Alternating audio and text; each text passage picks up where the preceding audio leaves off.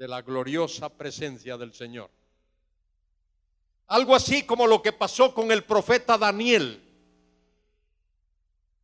quien también vio al Señor. Y dice allí en el libro de Daniel que Daniel cayó como muerto, quedó sin fuerzas, descoyuntado.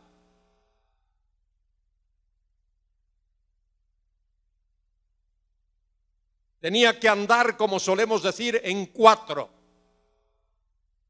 hasta que el Señor lo tocó y lo fortaleció.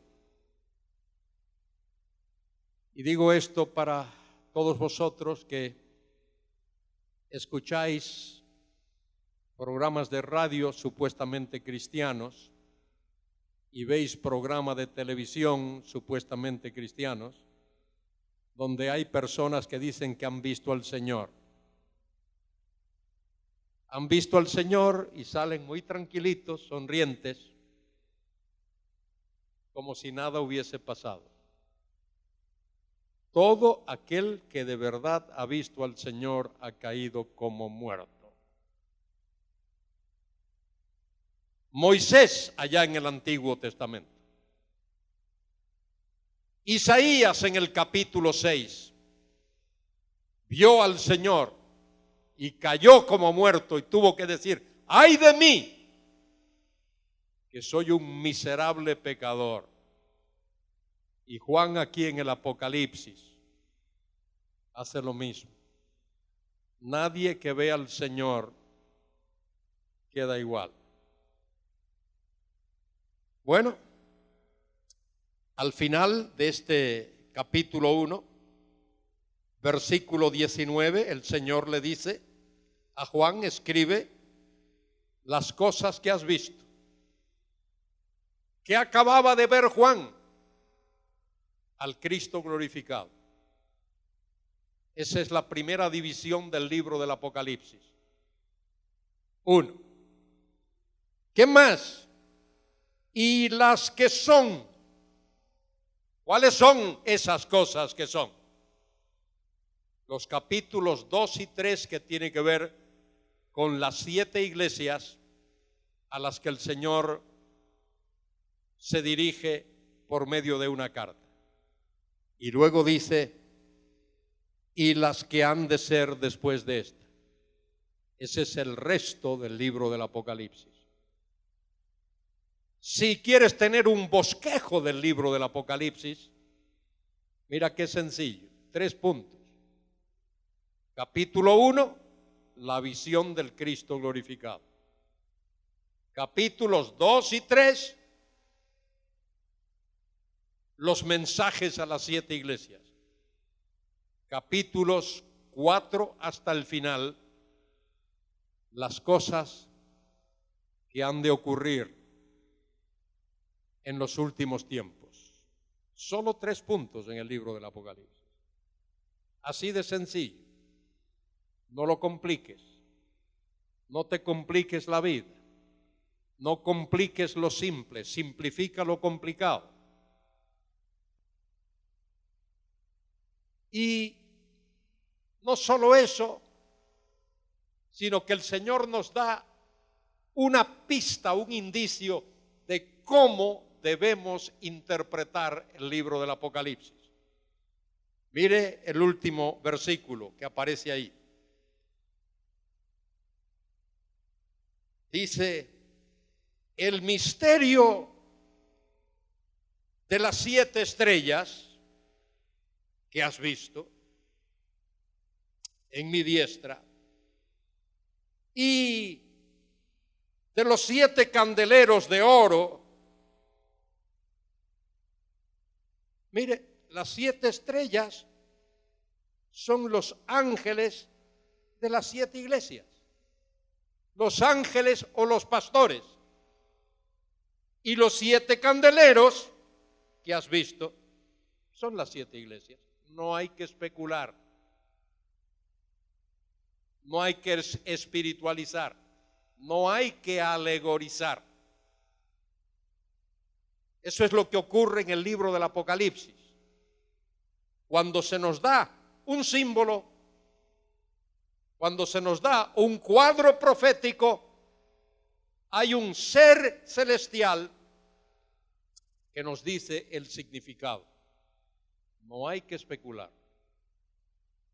Bien, en los capítulos 2 y 3 hay 7 cartas dirigidas a 7 iglesias, comenzando con la iglesia en Éfeso, y luego Esmirna, y luego Pérgamo, y luego Tiatira, y luego Sardis, y luego Filadelfia, y luego Laodicea. 7 iglesias. Esas iglesias eran históricas. Estaban localizadas en ciudades específicas. No son suposiciones. Eran iglesias conocidas que existían en aquellos tiempos. Esas 7 iglesias representan, además de ser reales y verídicas, representan 7 condiciones que han existido y que existen hoy día en las iglesias en todo el mundo. Hay iglesias que son como Éfeso, como la iglesia en Éfeso. La mente llena y el corazón vacío. Hay iglesias que son como Esmirna, iglesias que están sufriendo, padeciendo mucho de los enemigos del evangelio. Hoy hay iglesias que son como Pérgamo. La iglesia en Pérgamo estaba casada con el mundo. La palabra Pérgamo significa un matrimonio realizado, completado. Hay iglesias que son como Tiatira. La iglesia en Tiatira había totalmente invertido el orden divino.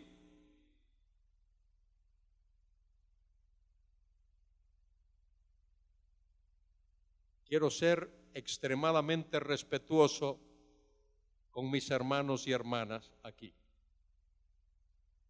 Y no quisiera que nadie me malentendiese. Pero quiero decirlo tan claro como lo dice Dios. Así como en la sociedad humana es la voluntad de Dios que haya hombres que dirijan la sociedad. En el huerto del Edén, el responsable fue Adán. Adán fue el culpable, porque Adán fue la persona a quien Dios designó como responsable.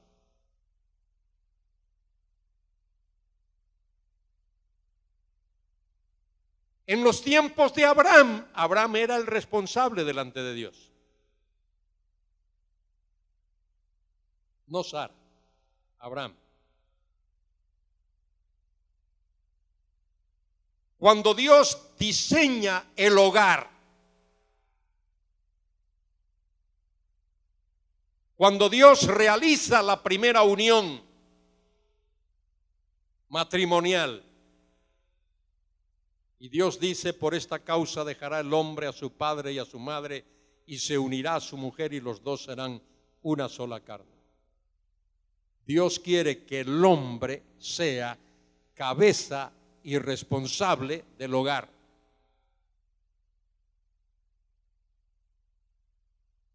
Eso fue lo que Dios hizo en el huerto del Edén.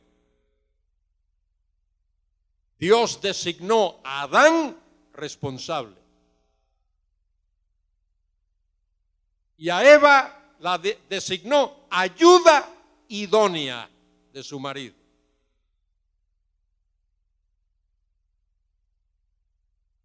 Sé lo que ocurre.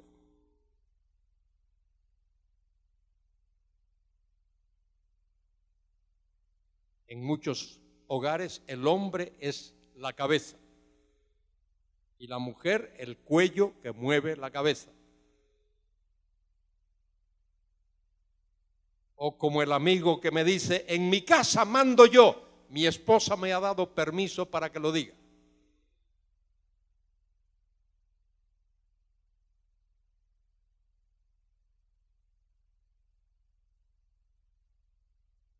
Con todo respeto y cariño, y amor y compasión, la iglesia local debe ser administrada, enseñada, gobernada por hombres. Y las mujeres tienen mucho que hacer. Excepto pastorear la iglesia. Hermanos y hermanas, estoy aquí solo para decir lo que dice la Biblia, nada más. Y yo sé que mis hermanas me comprenden y saben que las amo entrañablemente, pero hay que decir lo que dice la Biblia. El problema en Tiatira es que se habían invertido las cosas. Y eso produjo problemas serios. Y luego otra iglesia, la iglesia en Sardis, de la cual se habla ahí. Sardis era una iglesia que confiaba en sí misma. Creía que era inexpugnable. Y el Señor le hace ver que no es así. Que la iglesia que no confía en Dios, la iglesia que no descansa en Dios y en su palabra, no es una verdadera iglesia. Y luego, la sexta de las iglesias mencionadas ahí es la iglesia en Filadelfia.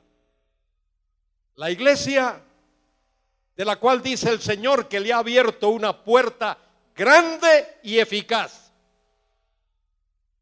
Esa puerta grande y eficaz tiene que ver con la entrada en el reino para aquellos que ponen su fe y su confianza en el Mesías. Y a esa es la iglesia a la que el Señor le promete sacarla de este mundo antes de la tribulación. Por cuanto has guardado la palabra de mi paciencia, yo también te guardaré de la hora de la prueba, del tiempo de la prueba, que ha de venir sobre el mundo entero para probar a los moradores de la tierra. Y la última iglesia es la de Laodicea. La palabra Laodicea significa, es una palabra compuesta, Laos, pueblo, Dikei o Dicea, triunfo, victoria, victoria del pueblo, el pueblo manda. ¿Qué hay que hacer? Esto, ¿por qué? Porque la mayoría lo dice, no porque la Biblia lo dice. Y eso ocurre hoy día en muchos sitios. Quien manda no es la palabra de Dios, no es Dios. Es lo que dice la mayoría. Y la mayoría muchas veces se ha equivocado. Todos los que votamos cuando hay elecciones lo sabemos. Muchas veces el candidato ganador no es el adecuado. La mayoría se equivoca. Si no, estudia la historia de la Segunda Guerra Mundial, como la mayoría de los alemanes votó por Hitler, y Hitler por poco desgracia a medio mundo. 7